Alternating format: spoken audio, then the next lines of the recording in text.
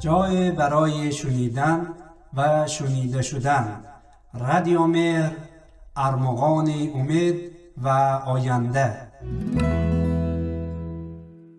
ای مانده قدم بر راه مکتب، عالیست مقام و جاه مکتب. مکتب سببی حیات باشد، مکتب سببی نجات باشد. مکتب به تو عقل و هوش بخشد، مکتب به تو شهد و نوش بخشد. مکتب به تو داد علم و آداب، مکتب به تو داد دوری نایاب.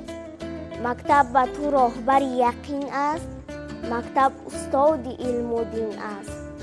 برخیز و گذار خواب خود را، برگیر به کف کتاب خود را. رو از همه پیشتر به مکتب، شوق از تو را اگر به مکتب. سعی ای بینما و علم و آداب، بهتر ز شریک خویش دریاب.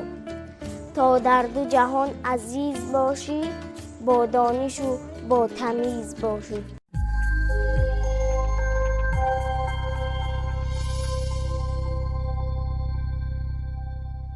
برای دریافت پادکست های بیشتر و برنامه های متنوعی رادیو مهر، ارمغان امید و آینده می توانید با واتساپ ما با شماره +90 531 623 0676 پیام دهید و با ما در ارتباط باشید. اینچنین در کانال یوتیوب و فیسبوک رادیو مهر آبونه شده و ما را همراهی کنید. www.radiomehr.org